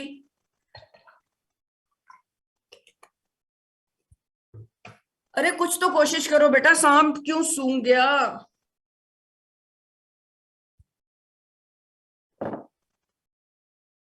एनीबडी? मैम एक्सक्रीशन शायद इसकी जल्दी होती हो इसलिए। एक्सक्रीशन जल्दी होती हो? नहीं बेटे, देखो 600 लीटर्स का मतलब ये है कि ये आप ये समझ रहे हैं, मतलब ब्लड में इसका अमाउंट इतना थोड़ा है, आप ये देख रहे हैं कि ये पता नहीं मतलब कहाँ निकल के चला गया, मगर बॉडी में तो इतना फ्लूइड है ही नहीं है, इसीलिए इसका नाम रखा हुआ है एपरेंट वॉल्यूम ऑफ डिस्ट्रीब्यूशन। ये जो ड्रग्स होती हैं जिनका के वॉल्यूम ऑफ डिस्ट्रीब्यूशन बहुत ज्यादा होता है, इतना ज्यादा कि वो amount of fluid in the body के वैल्यू को क्रॉस कर जाती हैं, ठीक है, उसकी रीजन ये होती है कि ये जाकर सेल्यूलर प्रोटीन्स के साथ कंबाइन हो जाती हैं। They have a affinity for the cellular protein. ये इंट्रावेस्कुलर कंपार्टमेंट से बाहर निकली, एक्स्ट्रावेस्कुलर में आई, एक्स्ट्रावेस्कुलर से ये इंट्रासेल्युलर में गई, इंट्रासेल्युलर फ्लूइड्स में तो गई, उसके बाद ये इंट्रासेल्युलर प्रोटीन्स को कंबाइन होना शुरू हो गई। Are you with me? बात समझ आ रही है बेटा? जी मैडम। अब इसको आप प्लीज प्लाज्मा प्रोटीन्स के साथ मिक्सअप ना करें, ये बड़ा एक टिपिकल जो है ना कंफ्यूजन बच्चे डालते हैं। जो ड्रग प्लाज्मा प्रोटीन के साथ कंबाइन हुई होती है ना, उसका वॉल्यूम ऑफ डिस्ट्रीब्यूशन बहुत थोड़ा होता है। ये मैं प्लाज्मा प्रोटीन की बात नहीं कर रही, मैं सेल्यूलर प्रोटीन्स की बात कर रही हूँ। Those drugs which combine with the cellular proteins have a exponentially high volume of distribution. अब इसीलिए इन ड्रग्स को फिर एक्सक्रीट आउट करना भी मुश्किल होता है, इसीलिए इन ड्रग्स का प्लाज्मा हाफ लाइफ भी बहुत लंबा होता है, ठीक है? Okay, physiological. अच्छा, अब ये जो वॉल्यूम ऑफ डिस्ट्रीब्यूशन है ना बेटा, अब वॉल्यूम ऑफ डिस्ट्रीब्यूशन के से आप why do you need to know the volume of distribution of something? वो ड्रग्स जैसे डिजॉक्सिन ही की हमने बात की है, वो ड्रग जिसका वॉल्यूम ऑफ डिस्ट्रीब्यूशन बहुत ज्यादा है, इसका मतलब है कि उसकी प्लाज्मा कंसंट्रेशन बहुत थोड़ी है। अब आपको तो एक सर्टेन लेवल ऑफ ड्रग चाहिए जो कि थेराप्यूटिक कंसंट्रेशन या मिनिमम थेराप्यूटिक इफेक्ट आए, ब्लड में आपको वो कंसंट्रेशन चाहिए, मगर वो कंसंट्रेशन लाने के लिए अल्लाह जाने कितना टाइम लगेगा, क्योंकि वो ब्लड में ठहर ही नहीं रही है, वो तो जा रही है, सेल्स को लग रही है। इस तरह की ड्रग्स को जिनका वॉल्यूम ऑफ डिस्ट्रीब्यूशन बहुत ज्यादा होता है, एक दफा आपको थेराप्यूटिक कंसंट्रेशन अटेन करने के लिए उनका लोडिंग डोज देना पड़ता है, ठीक है? लोडिंग डोज का फॉर्मूला है volume of distribution multiplied by plasma concentration divided by bioavailability. याद कर लो ये बात, ठीक है? इसी तरह वॉल्यूम ऑफ डिस्ट्रीब्यूशन से आप प्लाज्मा हाफ लाइफ भी कैलकुलेट करते हैं। अगर किसी ड्रग का वॉल्यूम ऑफ डिस्ट्रीब्यूशन बहुत ज्यादा हो तो उसकी प्लाज्मा हाफ लाइफ कितनी होगी?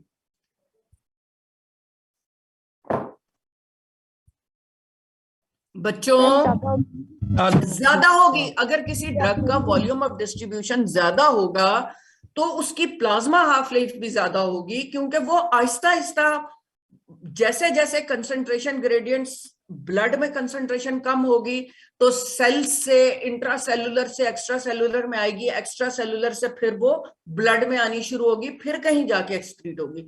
तो प्लाज्मा हाफ लाइफ भी जो है वो आप कैलकुलेट कर सकते हो if you know the volume of distribution of a drug. Volume of distribution क्या है या प्लाज्मा हाफ लाइफ क्या है? प्लाज्मा हाफ लाइफ है, it is the time required to change the amount of the drug in the body by 1/2। किसी भी point से time 0 ले लो, टाइम 0 ले लो, लेट्स से कि टाइम 0 के ऊपर तुम्हारी ड्रग की कंसंट्रेशन है 100। जितनी देर में ड्रग की कंसंट्रेशन 50 पे आती है वो time is plasma half life. जितनी देर में 50 से 25 पे जाती है वो time is plasma half life. Are you with me? Yes ma'am. और वो ड्रग्स जो फर्स्ट ऑर्डर काइनेटिक्स को फॉलो करती हैं उनका प्लाज्मा हाफ लाइफ हमेशा सेम होता है। वो ड्रग्स जिनका कांस्टेंट फ्रैक्शन मेटाबोलाइज हो रहा है, ओके, वो ड्रग्स जिनका प्लाज्मा हाफ लाइफ जो है कांस्टेंट है या जो फर्स्ट ऑर्डर काइनेटिक्स को फॉलो कर रहे हैं उनका प्लाज्मा हाफ लाइफ हमेशा कांस्टेंट होगा। 100 से वो 50 में फर्ज करो 2 घंटों में आई हैं तो 50 से 25 2 घंटों में जाएंगी, 25 से 12.2 2 में, 12.2 से 6.2 घंटों में। सो उनका through out plasma half life की जो ड्यूरेशन है, और जब हम प्लाज्मा हाफ लाइफ कहते हैं we are talking about time, right? Yes ma'am.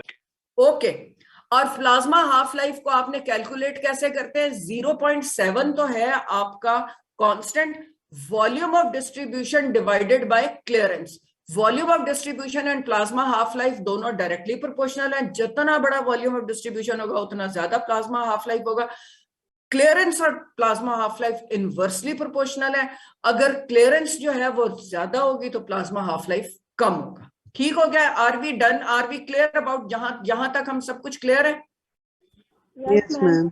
Okay, अब अगर इस ग्राफ को बेटा तुम देखो कि अगर हम एक ऐसी ड्रग की बात कर रहे हैं जो अपनी एलिमिनेशन में फर्स्ट ऑर्डर काइनेटिक्स को फॉलो कर रही है, तो ये एक प्लाज्मा हाफ लाइफ में 50% पे आ गई, दूसरे में फिर उसका 50% यहां आ गया, तीसरे में उसका 50% यहां आ गया, चौथे में उसका 50% यहां आ गया।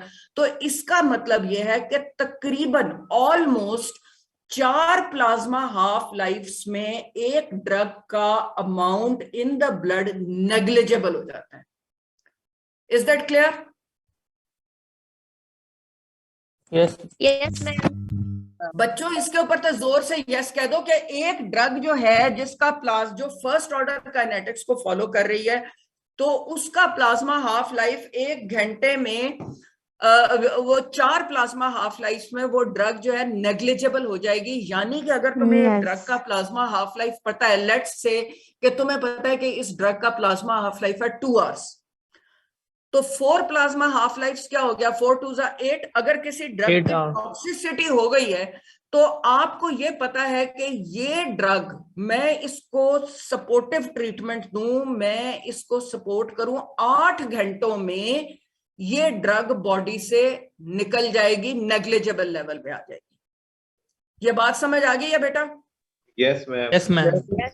ओके, सो ये जो एलिमिनेशन का साइकिल तुम्हें नजर आ रहा है ना, 4 अबाउट, इसमें ये नहीं कहना कि 0 हो गया, आपने ये कहना नेग्लिजिबल हो गया है। ठीक है ना? जिस तरह से ये एक्सक्रीट हो रहा है और 4 प्लाज्मा हाफ लाइफ में बॉडी से बाहर निकल रहा है, एक टर्मिनोलॉजी हम यूज करते हैं। अच्छा ये देख लो बेटा, ये हमने देख लिया, ये हमें बात समझ आ गई है, प्लाज्मा कंसंट्रेशन कैसे फॉल होती है। अब यहां पे देखो, जिस तरह से ये एलिमिनेट होता है ये उस ही तरह से अपनी एक लेवल होता है steady state concentration. Steady state concentration बड़ा इंपॉर्टेंट चीज है। स्टेडी स्टेट कॉन्सेंट्रेशन ये है बेटा कि वो लेवल जहां पे दवाई का इनफ्लेक्स एंड दवाई का एलिमिनेशन ये बराबर हो जाएं तो इसको कहते हैं steady state concentration. Are you with me? Yes, ma'am. Yes ma'am.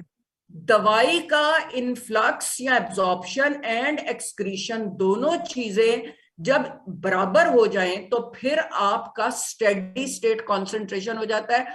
और जब आप कोई दवाई देते हैं आपके 2 एम्स होते हैं। एक एम ये होता है कि तुम थेराप्यूटिक लेवल अचीव करो, वो लेवल अचीव करो जहां पे दवाई का थेराप्यूटिक के लिए डोज इतना है ब्लड में कि वो अपना इफेक्ट दे सके, मैक्सिमम इफेक्ट दे सके। एक दूसरा आपका ये होता है कि बार बार डोज ऊपर नीचे ना हो, वो एक अपनी लेवल को मेंटेन रखे ताकि वो कांस्टेंट इफेक्ट आ सके। उसके लिए आपने क्या डोज देना है और कितनी इंटरवल के बाद देना है, ये चीजें हैं जो आपके लिए इंपॉर्टेंट है। ठीक है, अब इस बात को जहन में रखो, कीप दिस इन माइंड कि जो स्टेडी स्टेट कंसंट्रेशन है वो कंसंट्रेशन जिस पे फ्लक्चुएशंस नहीं है, input is almost equal to output, ये वो है। आउटपुट तुम्हारी क्या हो रही है? आउटपुट तुम्हारी ये आ रही है, 4 plasma half, about 4 plasma half life में नेग्लिजिबल हो रही है।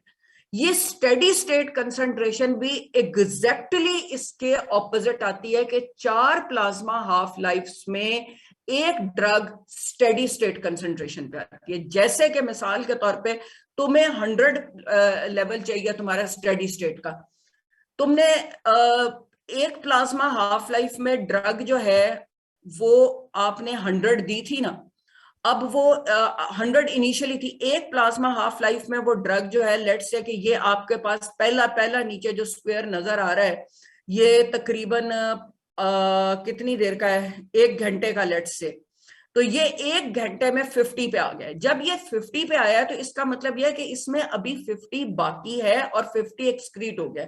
अब इसी लेवल के ऊपर आप दूसरा डोज दे दे 100, अब ये 50 पहले था और फिर जब ये एक्सक्रीट करेगा तो ये एक प्लाज्मा हाफ लाइफ में 75 पे आ जाएगा, दूसरी में ये यहां आ जाएगा और 4 प्लाज्मा हाफ लाइफ में, ऑलमोस्ट 4 प्लाज्मा हाफ लाइफ में ये स्टेडी स्टेट कंसंट्रेशन अचीव कर लेगा। Is that clear? Yes, Yes, ma'am. ma'am. इसका मतलब ये है, इसकी क्लिनिकल सिग्निफिकेंस ये है कि मिसाल के तौर पे आपने एक एंटीबायोटिक दी है और वो एंटीबायोटिक जो है उसकी प्लाज्मा हाफ लाइफ है 6 आवर्स। ठीक है, आपने दिन में 4 दफा खाने को कहा है उसको। पेशेंट जो है वो सुबह आपको 10 बजे दिखा कर गया है, वो शाम को 6 बजे आपको फोन करता है, कहता है डॉक्टर साहब मुझे तो कोई फर्क ही नहीं पड़ा, मैं अब क्या करूं? अब आप क्या करेंगे? मैम क्या 4 करोगे बच्चों? 4 wait करो। डोजेस का वेट करेंगे, 4 डोजेस। 4, बिल्कुल बिल्कुल। ये कौन बोला है? तलहा बोला है? Yes ma'am. हाँ, बस एक ही लड़का था, नहीं एक हारून भी है। ओके, जबरदस्त बात किया बेटा तलहा। 4 डोजेस, आप 4 प्लाज्मा, आप उस पेशेंट को ये नहीं कहोगे कि ओहो तुम्हारी तो दवाई असर नहीं कर रही, आप उसको कहोगे कि भाई ये जादू की गोली नहीं है, ये असर लेने में टाइम कर लेती है, असर करने में। और 4 प्लाज्मा हाफ लाइफ आपको अपने जहन में पता होना चाहिए, और 4 प्लाज्मा हाफ लाइफ का मतलब है 6 4 24, 24 घंटे के बाद इसका असर आना शुरू हो जाएगा। Are you with me? So plasma half life के पता होने की सिग्निफिकेंस ये है कि आप उसके डोज को मेंटेन करते हैं। एक प्लाज्मा हाफ लाइफ जहां खत्म होता है वहीं पे आप उसका दूसरा डोज देते हैं, फिर उसके बाद तीसरा, फिर चौथा। ऑलमोस्ट 4 प्लाज्मा हाफ लाइफ में स्टेडी स्टेट कंसंट्रेशन आ जाती है, और अगर आप वहां पे दवाई बंद कर दें तो 4 प्लाज्मा हाफ लाइफ में वो नीचे चली जाती है। ठीक हो गया? और दूसरी चीज ये कि ये जो स्टेडी स्टेट कंसंट्रेशन आप अचीव करते हैं ये इंडिपेंडेंट ऑफ द डोज है। ये सिर्फ 4 प्लाज्मा हाफ लाइफ का टाइम लगेगा ही लगेगा। आप ये नहीं कर सकते कि if you increase the dose तो आप स्टेडी स्टेट कंसंट्रेशन जल्दी अचीव कर लेंगे। आर यू विद मी बच्चों? Yes, hello. Yes, ma'am. Ma'am, yes, ma'am. Yes, ठीक है, कीप दिस इन माइंड कि ये जो time to reach steady state concentration है ये इंडिपेंडेंट ऑफ द डोज है। It is going to take 4 plasma half life, जो मर्जी आप कर लें। ठीक है, हाँ एक चीज आप कर सकते हो कि ये जो स्टेडी स्टेट कंसंट्रेशन है ये किस लेवल पे बिल्ड हो रही है। ठीक है, ये किस लेवल पे बिल्ड हो रही है आप उसको थोड़ा सा मैनेज कर सकते हो। वो इस तरह मैनेज कर सकते हो, अगेन जो अभी मैंने पहले बात की है कि डिजॉक्सिन है। अब डिजॉक्सिन जो है वो तो प्लाज्मा में बस इतनी सी रहती है और बाकी सारी वो निकल जाती है, उसका वॉल्यूम ऑफ डिस्ट्रीब्यूशन बहुत ज्यादा है। अब उसका वो थेराप्यूटिक लेवल आने में, उसके एक पेशेंट को एरिथमियाज हो रहे हैं, थेराप्यूटिक लेवल आने में बहुत टाइम लगेगा। तो आप पहली दफा में उसको ये करते हैं कि आप उसको एक लोडिंग डोज दे देते हैं। लोडिंग डोज आमतौर पे मेंटेनेंस डोज से आधी होती है। लोडिंग डोज के ऊपर एक दफा वो लेवल आ जाता है, लेकिन उस लेवल के ऊपर स्टेडी स्टेट बनने में 4 प्लाज्मा हाफ लाइफ ही लगेंगी। अच्छा जी, स्टेडी स्टेट कंसंट्रेशन को रीच करने में 4 प्लाज्मा हाफ लाइफ लगेंगी, ये वही डायग्राम है। और यहां पे भी बेटा आप ये देख लो, ये देखो 1 प्लाज्मा हाफ लाइफ, ये आप यहां तक पहुंचे और फिर 1 प्लाज्मा हाफ लाइफ में ये जो फर्स्ट वाला है आप नीचे आए, फिर आपने जहां 1 लिखा हुआ है नीचे, यहीं पे आपने दूसरी डोज दे दी। ठीक है, 50 इसमें पिछला था और 50 आपका अगला आ गया। फिर यूं करते करते 1 2 3 4, ये 4 के बाद ये अगला जो है ना 5वां और छठा, ये ऑलमोस्ट सेम हाइट के ऊपर तीनों ग्राफ है और ये आपका स्टेडी स्टेट कंसंट्रेशन अचीव हो गया है आफ्टर 4। अब जो ये ग्राफ है ना तो ये बहुत नीचे जाएगा ना बहुत ऊपर जाएगा, ये उस लेवल पे रहेगा जहां पे स्टेडी होगा। बेटा समझ आ गई है बात की? Yes, ma'am. चलो, अब ये जो आपके फैक्टर्स अफेक्टिंग जो है आपके जिस चीज का फॉर्मूला है, मिसाल के तौर पे अगर कोई आपसे ये पूछता है कि प्लाज्मा हाफ लाइफ जो है वो किन फैक्टर्स पर डिपेंडेंट है, तो उसके फॉर्मूला में लिखा हुआ है वॉल्यूम ऑफ डिस्ट्रीब्यूशन पे डिपेंडेंट है और क्लियरेंस पे डिपेंडेंट है। अगर किसी पेशेंट की किडनीज खराब है, ठीक है, तो क्लियरेंस कम हो गई है तो volume plasma half life increase हो जाएगा। ठीक है, अगर वॉल्यूम ऑफ डिस्ट्रीब्यूशन किसी वजह से चेंज हो गया है तो प्लाज्मा हाफ लाइफ चेंज हो जाएगा। ठीक हो गया। एक यहां पे इंपॉर्टेंट चीज है एंजाइम इंडक्शन। या अल्लाह खुदाया पाका, एंजाइम इंड्यूसर्स और एंजाइम इनहिबिटर्स।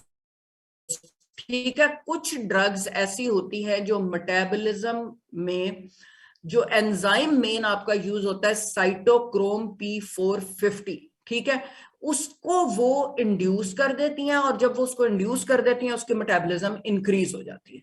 ठीक है,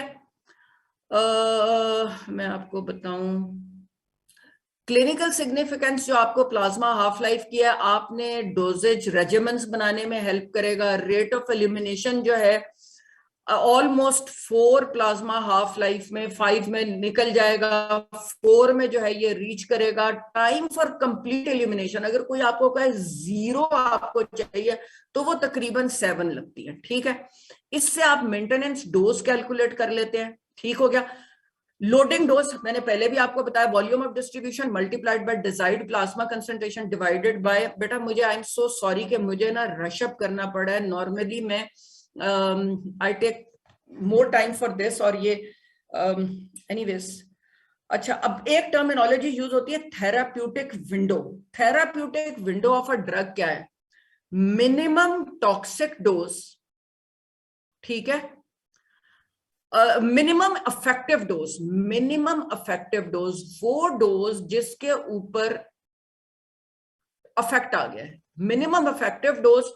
और वो डोज मिनिमम टॉक्सिक डोज, जिस डोज के ऊपर टॉक्सिक इफेक्ट आ गया, जिसकी ये करीब है, यानी जिसकी ये करीब है उसकी थेराप्यूटिक विंडो छोटी है, और जिसके ऊपर इफेक्ट जल्दी आ गया है और टॉक्सिक इफेक्ट देर में आया है उसकी ये थेराप्यूटिक विंडो ज्यादा है, यानी मार्जिन ऑफ सेफ्टी ज्यादा है।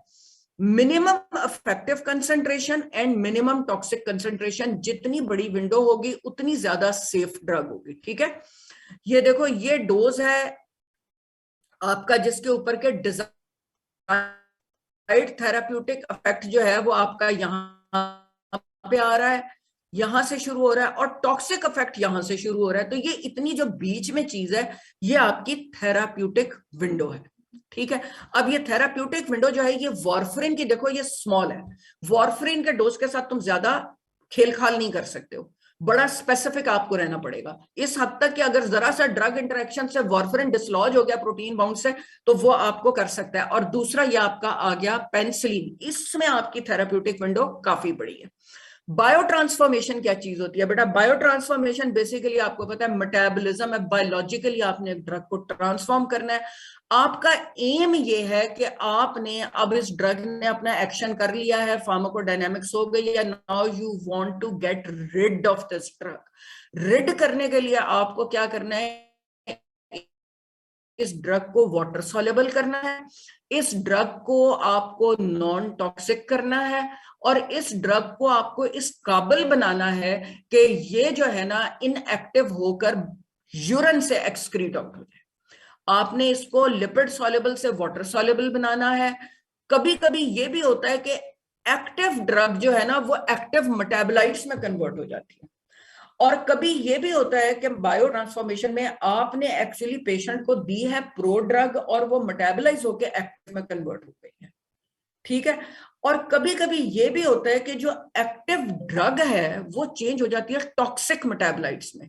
समटाइम्स ये सारे एंड रिजल्ट्स हैं बायो ट्रांसफॉर्मेशन के, लेकिन आइडियली आप ये चाहते हो कि एक वाटर सॉल्युबल इनएक्टिव ड्रग हो जो कि बॉडी से एक्सक्रीट आउट हो जाए। अच्छा, ये एक्सक्रीशन नॉर्मली जो है ना मेन ऑर्गन इसका जो है, या ये जो मेटाबॉलिज्म का जो मेन ऑर्गन है वो लिवर है, लेकिन थोड़ा बहुत मेटाबॉलिज्म लंग्स, किडनीज, फलाना फलाना सब में होता है, ठीक है। मेजॉरिटी जो है ये बायो ट्रांसफॉर्मेशन ये स्पॉन्टेनियस नॉन कैटालाइज्ड रिएक्शन से होती है, या जो मेजॉरिटी है ना वो स्पेसिफिक सेलुलर एंजाइम्स होते हैं। ये स्पेसिफिक सेलुलर एंजाइम्स कौन से हैं? ये माइक्रोसोमल एंजाइम्स हैं, ठीक है, ये माइक्रोसोम्स के बीच में होते हैं। और ये लास्ट का ना एक बिल्कुल ब्रीफ लाइन देख लो कि बेसिकली ये क्या करते हैं। ड्रग है, NADPH है, और ये ड्रग को ऑक्सीडाइज कर देते हैं, ठीक है, साथ वाटर बना देते हैं और साथ NADP बना देते हैं। अब ये ऑक्सीडाइज ड्रग जो है ना, और इसके साथ आपके जो नॉन माइक्रोसोमल एंजाइम्स हैं ये सॉल्युबल एंजाइम्स माइटोकॉन्ड्रिया में है। सो बेसिकली आप, एक तो ये एंजाइम्स की बात हो गई है। जब हम बायो ट्रांसफॉर्मेशन की बात करते हैं इसकी दो स्टेजेस हैं। एक फेज 1 है जो नॉन सिंथेटिक है, इसमें कोई नई चीज नहीं बनती है, सिर्फ उसी ड्रग के अंदर थोड़ी सी चेंज करते हैं नॉन सिंथेटिक में। और दूसरा है आपकी सिंथेटिक फेज, इसमें एक नई चीज बनाते हैं। फेज 1 के अंदर नॉर्मली होता यह है कि माइनर स्ट्रक्चरल चेंजेस के साथ आप ड्रग को या तो एक्टिव ड्रग को इनएक्टिव कर देते हैं या इनएक्टिव ड्रग को एक्टिव कर देते हैं। थोड़ी सी ड्रग जो है वो मोर पोलर हो जाती है, और मेन 3 मैकेनिज्म्स हैं जिनसे ये काम होता है, ऑक्सीडेशन, रिडक्शन एंड हाइड्रोलाइसिस। ये मेन 3 चीजें हैं, जिसके लिए एक पीछे मैंने आपको फॉर्मूला बता दिया था। ये वाला ये जो नीचे है ये आपकी ऑक्सीडेशन का फॉर्मूला है, ये आपका फेज 1 ऑफ द मेटाबॉलिज्म है। फेज 1 के बाद आपकी ये इन सारों को जो है ना, और ये फेज 1 मोस्टली जो है ना इसमें ये फॉलो करती है ऑक्सीडेशन को, ज्यादातर ये ऑक्सीडेशन को फॉलो करती है। ऑक्सीडेशन या साइटोक्रोम P450 डिपेंडेंट एंजाइम्स होते हैं या साइटोक्रोम P4 इंडिपेंडेंट एंजाइम्स होते हैं। मैं आपको अब ये ब्रीफ सी बात बता रही हूँ। अब आप चले गए फेज 2 में। यहां से जब आप फेज 2 में जाते हैं, phase 2 is a synthetic phase. Synthetic phase का क्या मतलब है? इसके अंदर एक नई चीज ऐड की जाती है, सिंथेटिक फेज और कॉन्जुगेशन फेज, ठीक है। इसमें ड्रग्स हैं, पोलर मेटाबोलाइट्स हैं।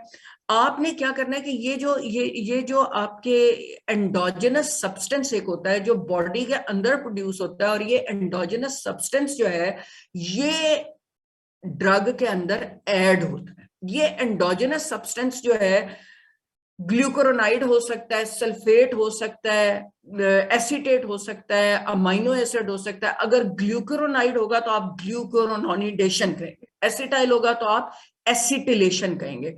यानी आपके पास बॉडी में डाइट के थ्रू, न्यूट्रिशन के थ्रू ये endogenous substances are already there in the body which are added to the drug, और उससे फिर ये आगे आपके एक नया फॉर्म बनता है जो कि कॉन्जुगेटेड ड्रग होती है। अब ये जो कॉन्जुगेटेड ड्रग है ना, ये फाइनली इनएक्टिव है, वाटर सॉल्युबल है, और इसका रेट ऑफ एक्सक्रीशन इंक्रीज होता है। ये आपको एक सिंपल में ये दे रही हूं।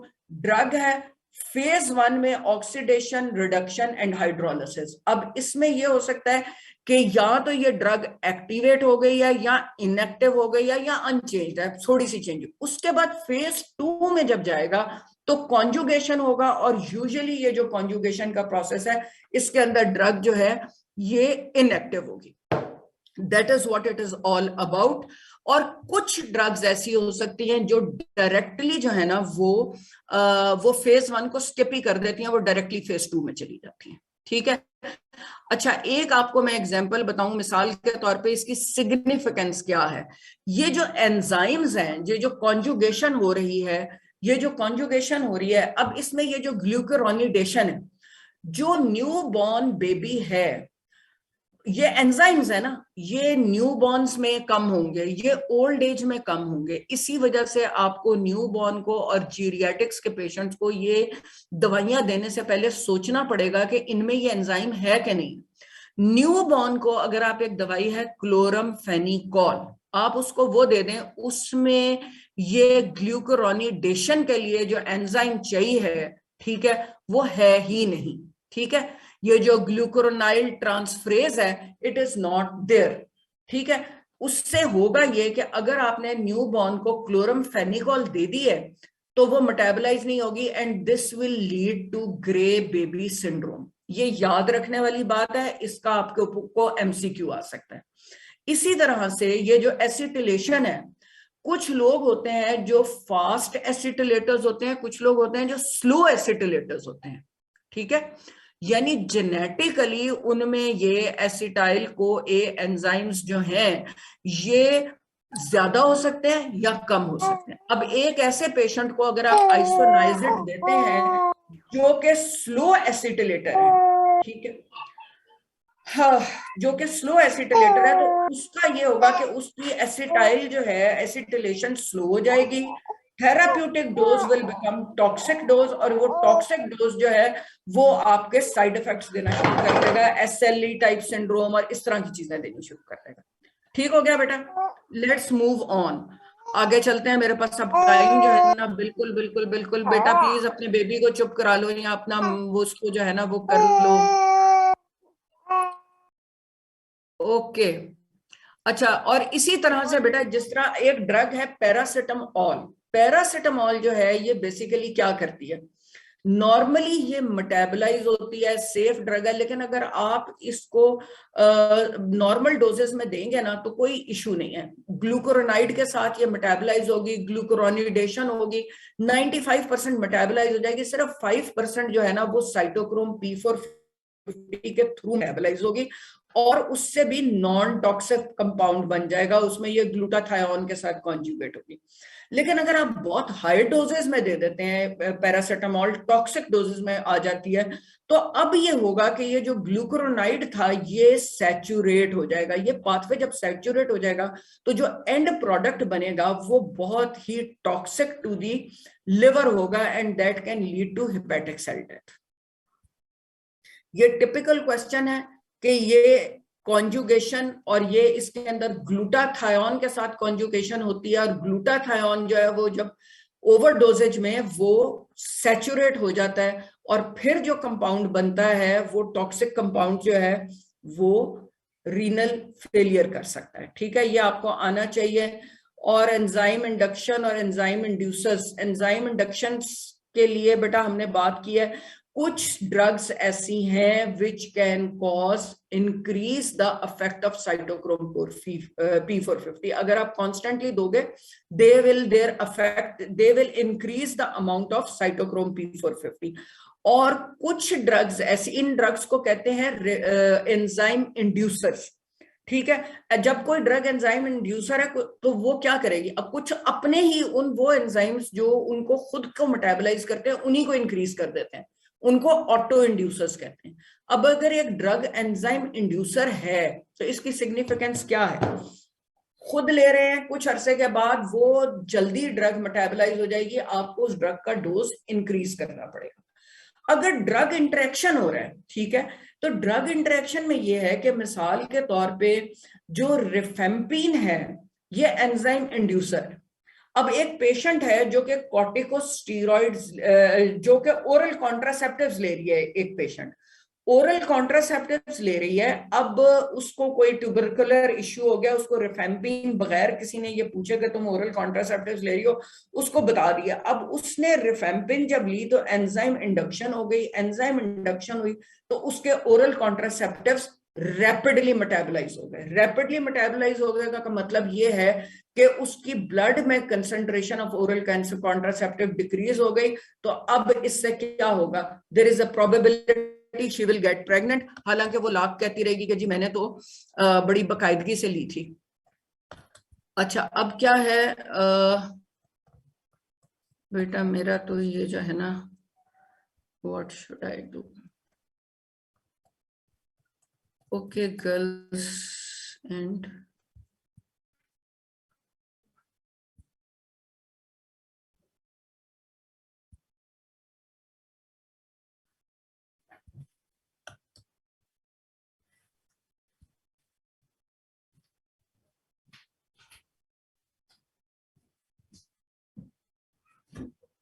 बेटा इधर कौन है? बेटा इधर कौन है?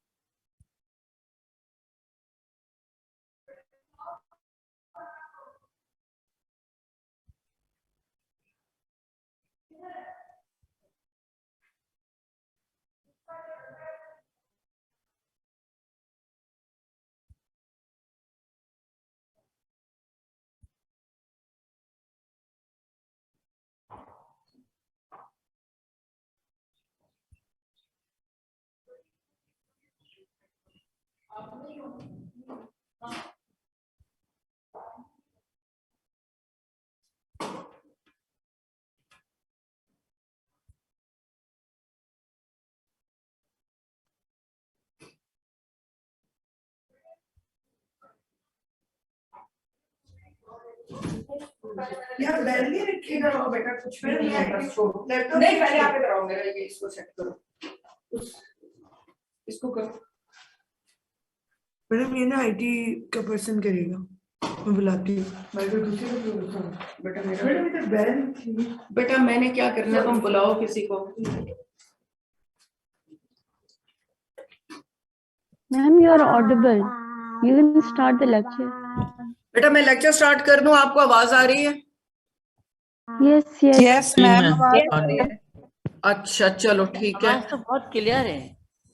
अब बेटा ये नेक्स्ट स्लाइड को इसको करो।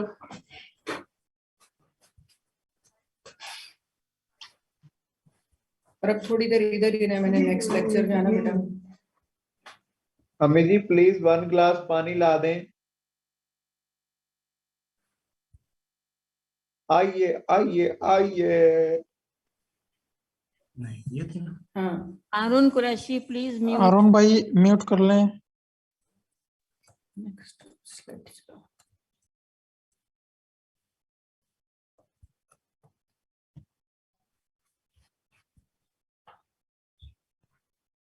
और रीजनल सेंटर प्लीज, पीछे से बैकग्राउंड में एक आवाज आ रही है बेल की, उसको बंद करें।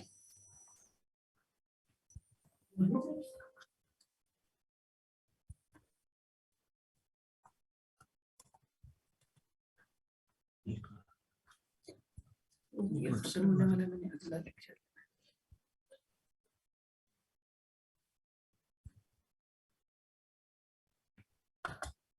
लाहौर सेंटर प्लीज, क्या हो रहा है सुबह से? It's very surprising.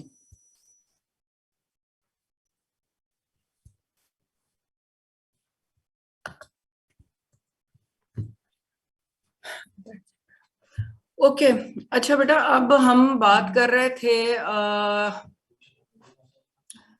ये मेरा नेक्स्ट लेक्चर ऑन करके जाना बेटा, मेरा नेक्स्ट लेक्चर ऑन करके जाओ। अच्छा बेटा, हम बात कर रहे थे इसी तरह से जैसे हमने एंजाइम इंड्यूसर्स की बात की है, इसी तरह हम एंजाइम इनहिबिटर्स हैं। And there are certain drugs जो के एंजाइम्स को इनहिबिट कर देंगे। जब इनहिबिट कर देंगे, बड़े इंपॉर्टेंट जो एंजाइम इनहिबिटर्स हैं ये तुम्हें ज़हन में रखने हैं बेटा। एक है साइमेटिडीन, तकरीबन 200 ड्रग्स को ये इनहिबिट करता है, उनकी मेटाबॉलिज्म को। Erythromycin and ketoconazole, these are very important 4। और इनके ऊपर आपको टिपिकल एमसीक्यूज आ जाएंगे कि ये ड्रग दी और उसके साथ साइमेटिडीन दी और लेवल्स इंक्रीज हो गए और टॉक्सिक इफेक्ट्स आने शुरू हो गए। So you need to know this. और बेटा एक्सक्रीशन के अंदर इंपॉर्टेंट चीज जो है ना वो सिंपल इतनी है कि clearance is equal to rate of elimination of the drug plus plasma drug concentration. Main organ आपका किडनीज है, लेकिन it is not the only organ. Bile से भी सिक्रीट होता है, इंटेस्टाइन से भी, लंग से भी,